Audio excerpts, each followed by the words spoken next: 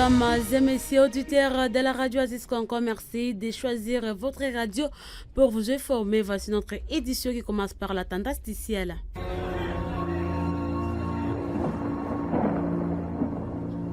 Oasis, la météo. Voici comment se présente la prévision météorologique de ce samedi 2 novembre en ville de Béni. Levé du soleil 5h42, se coucher 17h48 minutes. La température maximale sera ressentie en 26 degrés Celsius et la minimale à 18 degrés Celsius. Le vent courant à 10 km par heure l'avant-midi à direction sud et à 15 km l'après-midi à direction sud. Ces jours, les ciels seront nuageux accompagnés des orages d'averses. La météo prévoit un risque de pluie entre 60 et 80%. Mesdames et messieurs, prenez donc vos précautions.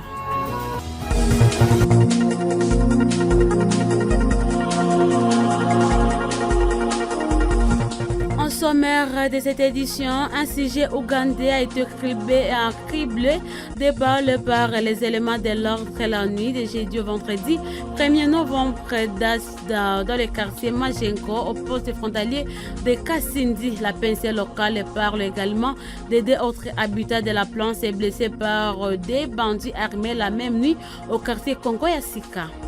Par ailleurs, en ville de Goma, les hommes armés ont tué 3 personnes et blessé une autre la nuit de jeudi au vendredi 1er novembre au quartier Munkunga en ville de Goma. La société civile locale plaide pour l'intensification des patrouilles dans ces quartiers. Les affrontements ont opposé ce vendredi matin les éléments Wazalendo et les rebelles M23 au sud du territoire de Lubero. Le porte-parole des patriotes Wazalendo parle du délogement de ces rebelles de la colline de Katwa Kivuno. Quelques titres choisis parmi tant d'autres qui seront développés dans cette édition. Je suis devant ces micros Six Calmendo. La mise en onde est assurée par Richard Trak et Bafmoja. Bienvenue à l'intégralité de cette édition. Jeune, ton avenir est plein d'espoir. Mais une seconde de plaisir sexuel peut le gâcher à jamais. Sois sage. Un présumé bandit de la nationalité ougandaise ainsi qu'on peut de ses blessures après être atteint par balle des éléments en patrouille la nuit du jeudi au vendredi 1er novembre au quartier Majenko dans la cité frontalière de Kasindi, un territoire de Béni. Jade Vutupu, un coordonnateur de la société civile du Congo qui rapporte cette nouvelle, parle d'une personne qui a été blessée par ce présumé bandit lors de leur incursion.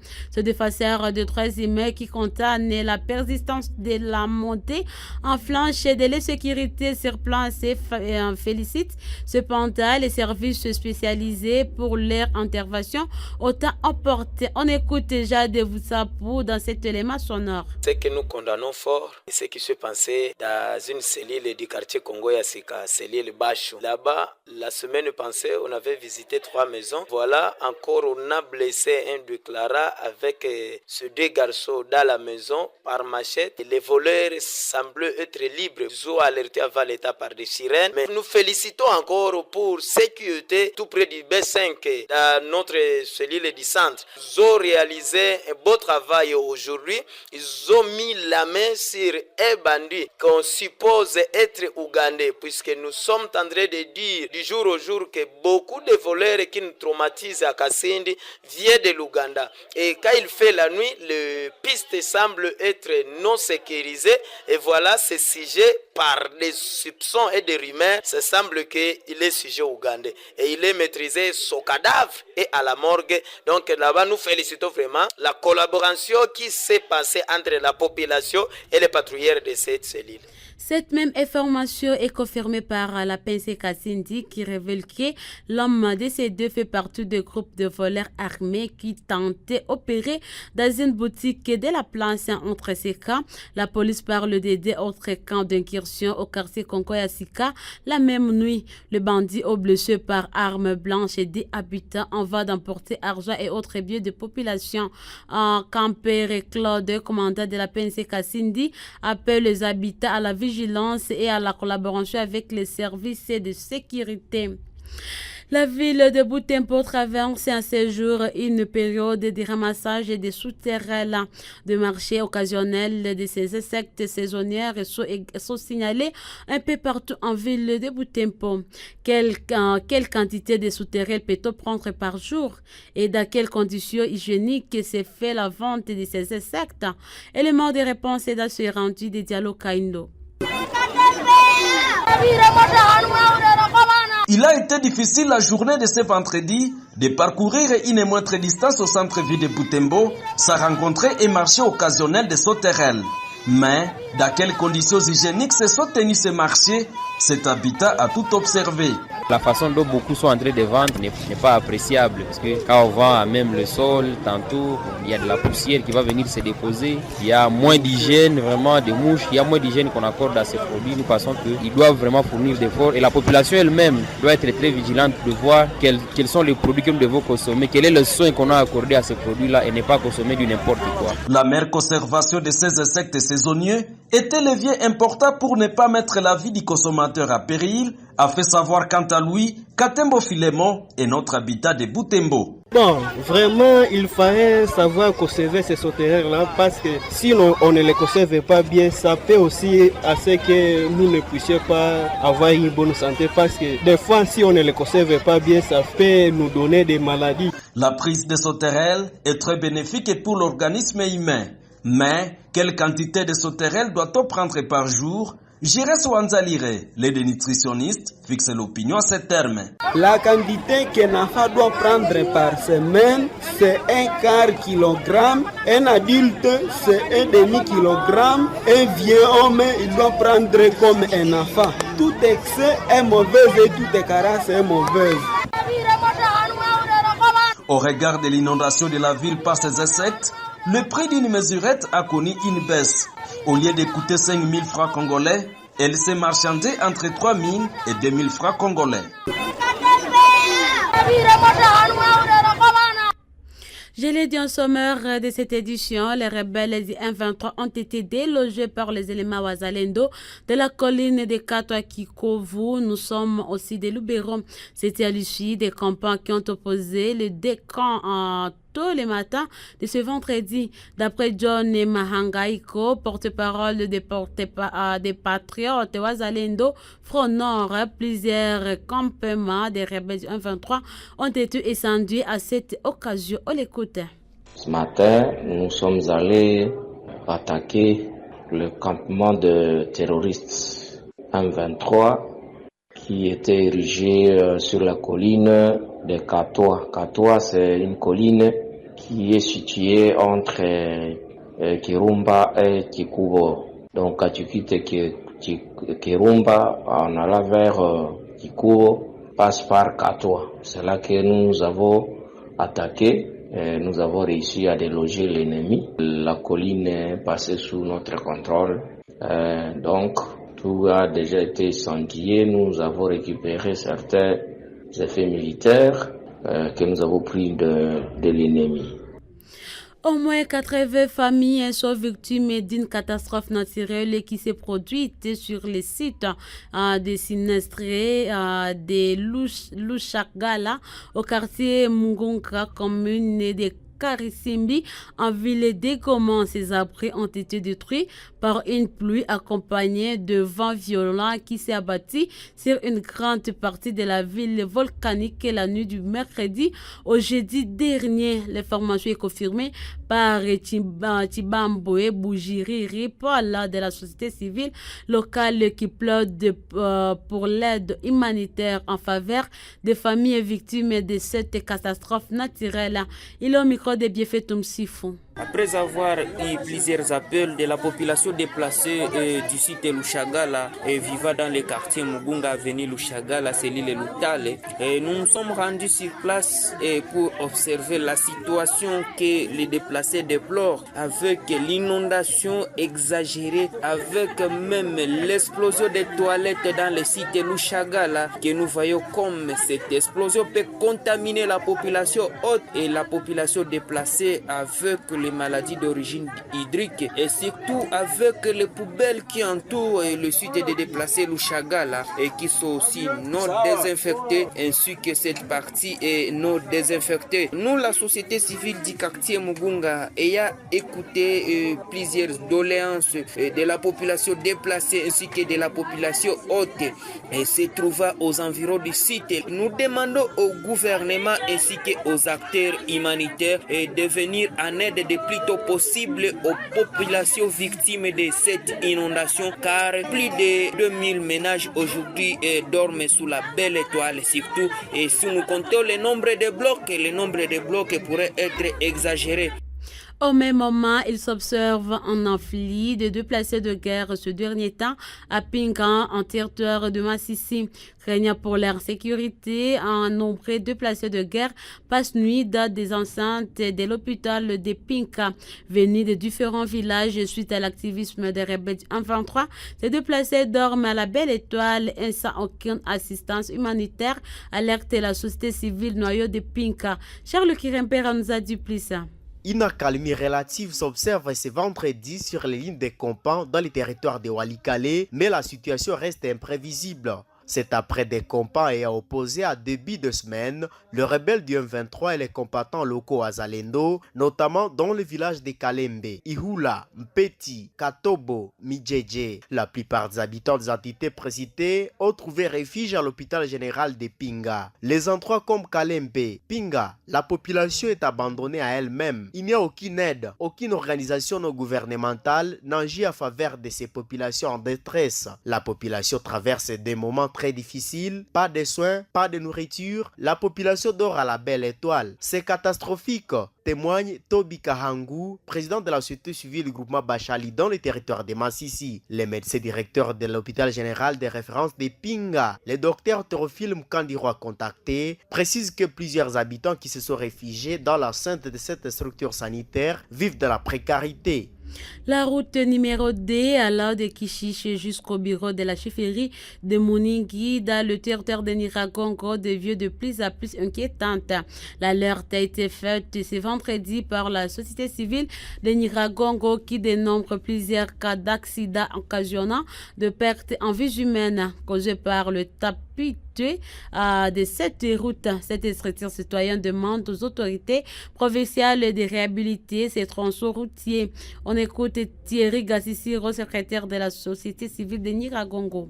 Nous alertons les autorités au niveau local, provincial et national sur le délabrement de la route nationale numéro 2, tronçon allant des ronds-points Bon Voyage qui ici jusqu'au bureau de la chefferie de Bukumu, où cette partie routière est tellement délabrée, la chaussée n'est plus praticable, ce qui fait à ce qu'il y ait beaucoup d'accidents enregistrés sur cette tronçon routière. Et donc, il est grand temps que les autorités, surtout ayant dans leurs attributions l'entretien routier mais également la construction des routes, de voir comment réaménager cette partie routière car ça expose la population à des accidents. Il faut signaler aussi que cette route est d'utilité nationale. Il y a plusieurs activités qui s'effectuent le long de cette route et cela fait à ce qu'il y ait beaucoup plus d'accidents et des conséquences liées à l'état de délabrement de cette tronçon routière. Nous voudrions interpeller ici les autorités à vite faire pour réaménager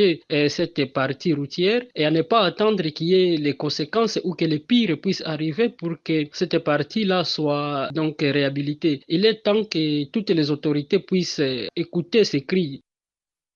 Au moins 3 personnes ont été tuées et une autre est blessée par balle la nuit du jeudi à ce vendredi au quartier Munkonka, commune de Kirisimbi en ville de Goma.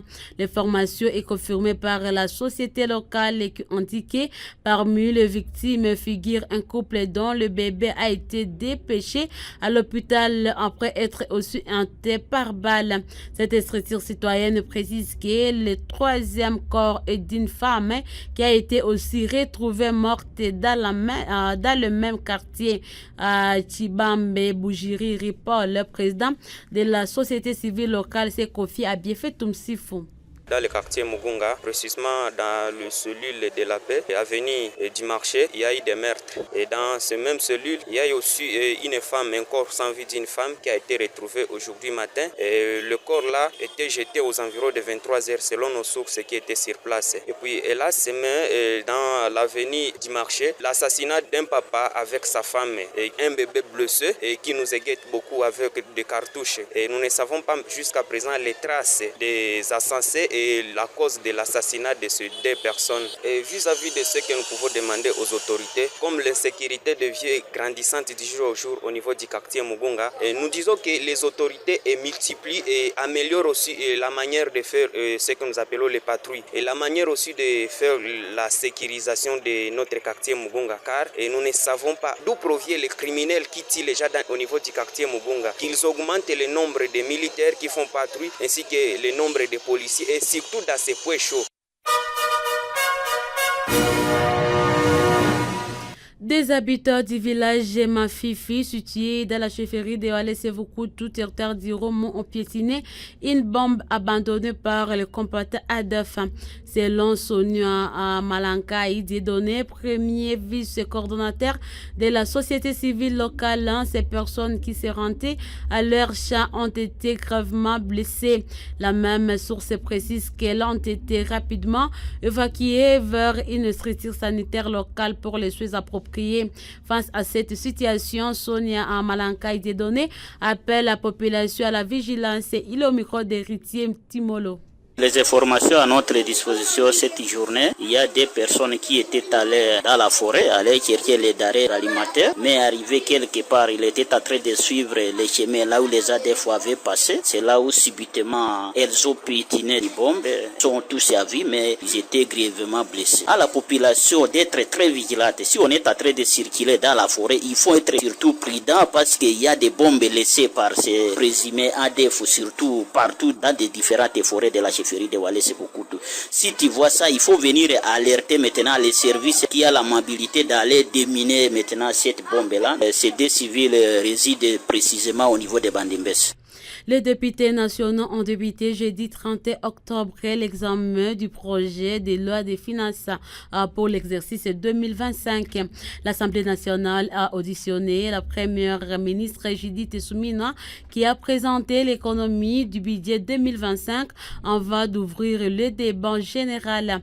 En travers l'examen de ces budgets, l'Assemblée nationale devra tirer des leçons de dépensement budgétaire graves et de détournement des fonds constatés lors de l'examen de la loi sur la reddition des comptes 2023.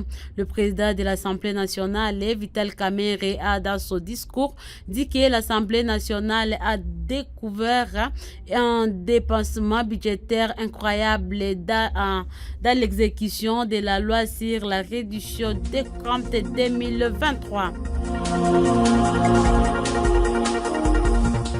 Mesdames et messieurs auditeurs de la radio Addis Congo, c'est par là que nous bouclons complètement cette édition. Si vous l'avez aimé, dites merci à notre groupe rédactionnel pour la réalisation de cette édition.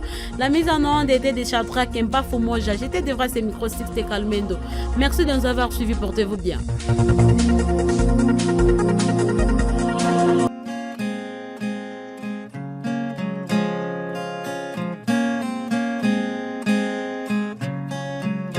Les lois du royaume de là-bas, la constitution, les arrêtés, les décrets et les édits connus au royaume de là-bas, en y jetant un coup d'œil, le constate qu'il s'agit des meilleures lois qui puissent exister sur la planète Terre.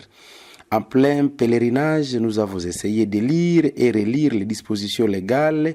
On y trouve de très très belles dispositions. Nous en citons quelques-unes. La loi dit qu'au niveau de chaque barrière, on doit avoir au maximum 4 services. Mais nous y avons vu 16 services au total. Certains de ces services n'ont même pas de bureau. Ils travaillent sous les manquiers. À d'autres barrières, on ne sait même pas compter les services qui y sont. La loi dit que la plainte est gratuite auprès des cours et tribunaux. Mais apportant plainte, le vous demande les frais de papier. Comme c'est le royaume de là-bas, l'on comprend seulement. Oh non, le prévenu ou l'inculpé ne peut faire que 48 heures au cachot. mais nous en avons vu pour 7 jours, voire 2 semaines. On comprend seulement, c'est le royaume de là-bas. La loi dit qu'après le dépouillement, une copie du PV est remise à l'équipe des observateurs.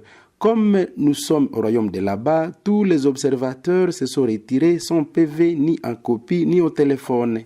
Heureusement que Sa Majesté le roi n'est pas au courant. Notre grand royaume est plein de beaux et bons textes, mais il n'y a personne pour contrôler, suivre ni vérifier. Même les inspecteurs dans certains domaines se plaignent aussi. Au royaume de là-bas, le code du travail prévoit 48 heures de travail, mais les agents de carrière sont dans 8 heures au travail, jamais 8 heures de travail. La loi dit à un travail égal, un salaire égal, mais au royaume de là-bas, ceux qui travaillent moins gagnent plus. Ceux qui font le gros du travail sont payés en monnaie de singe. Vous devriez venir là-bas un jour pour comprendre comment ça fonctionne.